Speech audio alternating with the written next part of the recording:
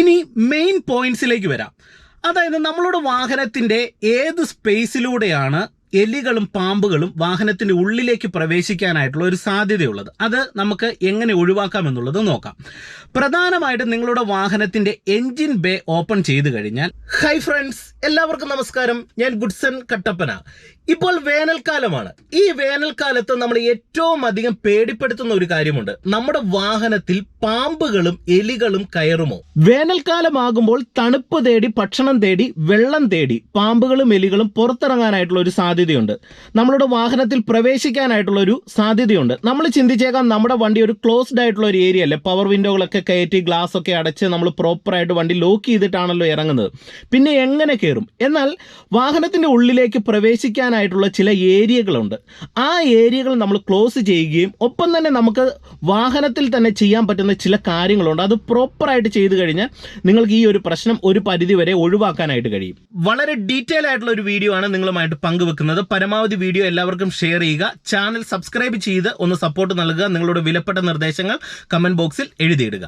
ആദ്യമായി ശ്രദ്ധിക്കേണ്ട ഒരു കാര്യം, നമ്മളിൽ പലരും നിസാരവൽക്കരിക്കുന്ന ഒരു കാര്യമുണ്ട്. അതായത് മുൻകരുതൽ എടുക്കുക എന്നുള്ള ഒരു കാര്യം നമ്മൾ കൃത്യമായിട്ടും ചെയ്തിരിക്കണം. അപകടം വരാനായിട്ടുള്ള സാധ്യത നമ്മൾ ഒഴിവാക്കുക.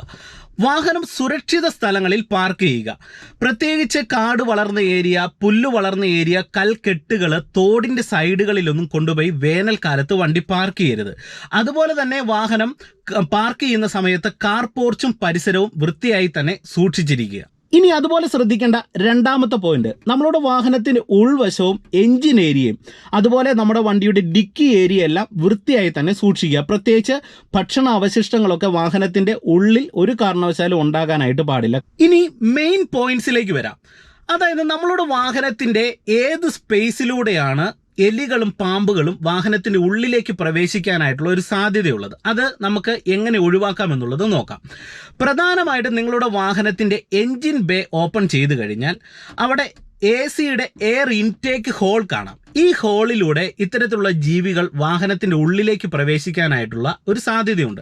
അതുകൊണ്ട് തന്നെ എൻജിൻ ഏരിയ എല്ലാം എപ്പോഴും നിങ്ങൾ വൃത്തിയായി സൂക്ഷിക്കുക.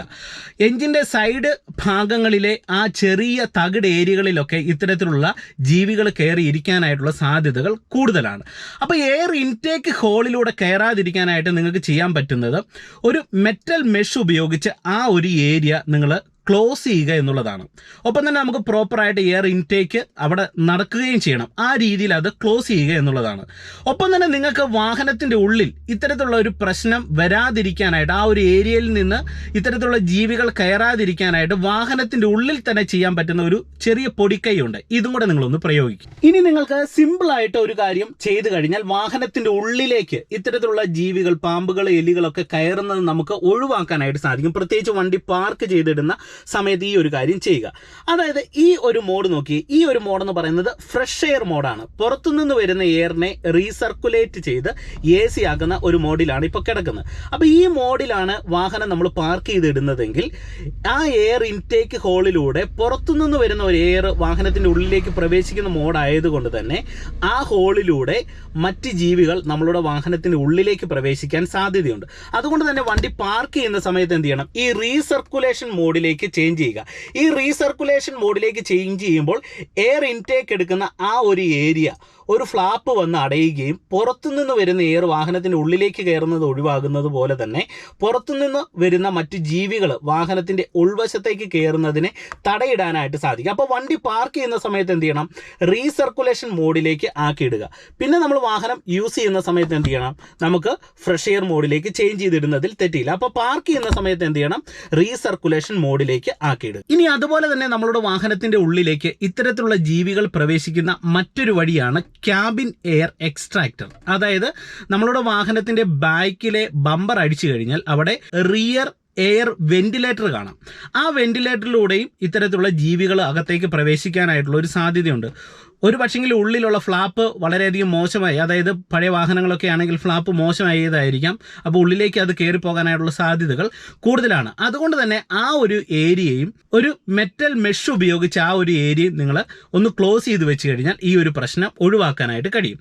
ഇനി അതുപോലെ തന്നെ നിങ്ങൾ വളരെ സുരക്ഷിതമായിട്ട് ശ്രദ്ധിക്കുന്ന മറ്റൊരു ഏരിയ ആണ് വാഹനത്തിൻ്റെ അടിഭാഗം എന്ന് പറയുന്നത്. ഈ അടിഭാഗത്ത് ചെറിയ ഹോളുകൾ കാണാം.